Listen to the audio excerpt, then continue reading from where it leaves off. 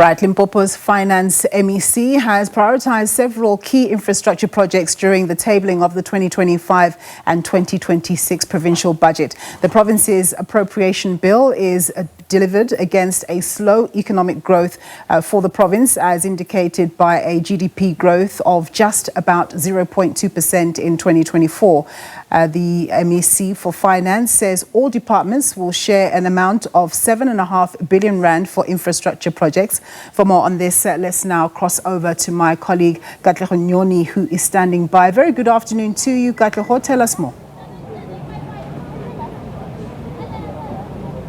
Certainly, well, that amount of 7.5 billion rand will be distributed across all the departments in the province, but it will specifically focus on infrastructure, as the MEC for Finance Kgabo Mahaoi, they're mentioning that they are normally reactive instead of being proactive when it comes to agricultural matters, infrastructure matters. I can tell you that this particular budget, which is set at 88 billion, comes against a backdrop of a pressurized economy and fiscal consolidation, which has been implemented by the National Treasury. The provincial GDP growth in the province only contributing just 0.2% to the overall economic situation in the country.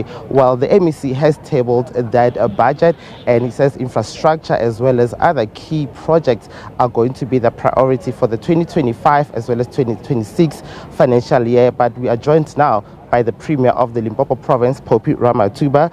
Thank you very much for your time, Premier, today. That's Dr. Phophi Ramathuba. Thank you very much for your time today. What does this budget symbolize? We know that the province is earmarking several infrastructure projects, but overall, what does it symbolize? I think what we can indicate as the provincial government is that this is a people's-orientated budget, which is focusing on the needs of the people. We want to talk to an ordinary person, and when you listen to the story of a cow, it just shows that we need to, every single item of the cow must go towards a good news.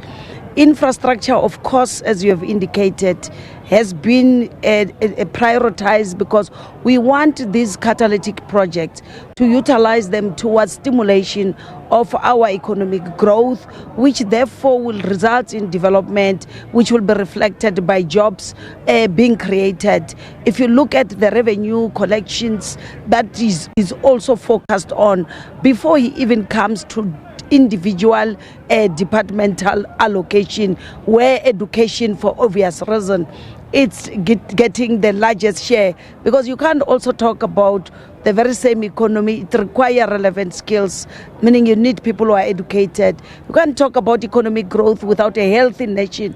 You need healthy individuals to be able to, that's what the economy requires.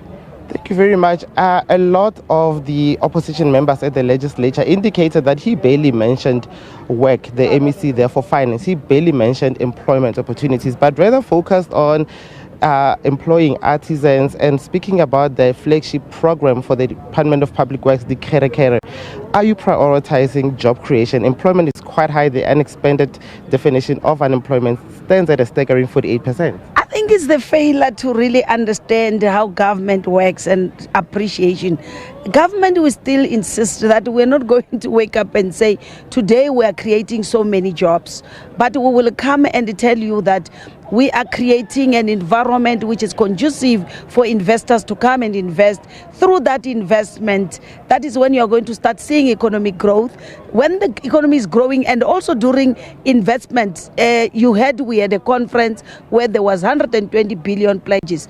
Now you only start to see development by people when they start to work.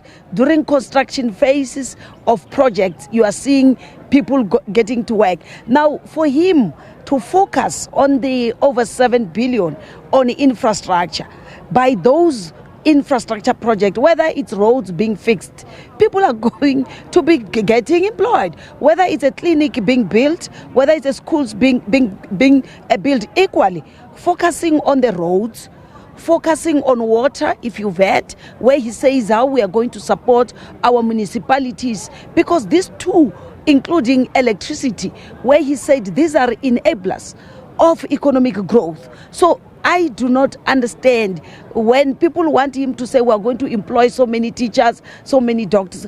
That is for sector departments. We are looking at a bigger picture as the provincial government. Hence, I'm saying this budget will talk to an ordinary person on the ground. It talks about service delivery, but at the same time, on top of it, it talks about SMMEs being supported. It talks about women. How many are we going to support? How many small business? How we are going to industrialize our economy? If industrialization is not a tool towards a job creation, I don't know what else do our people want. Thank you very much. That's the Premier of the Limpopo province there, Dr.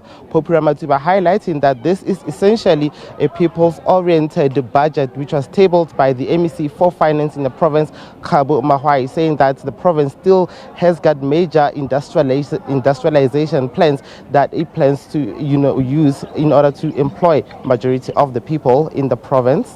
Back to you. All right. Thank you so much, my colleague there, Katlego Nyoni.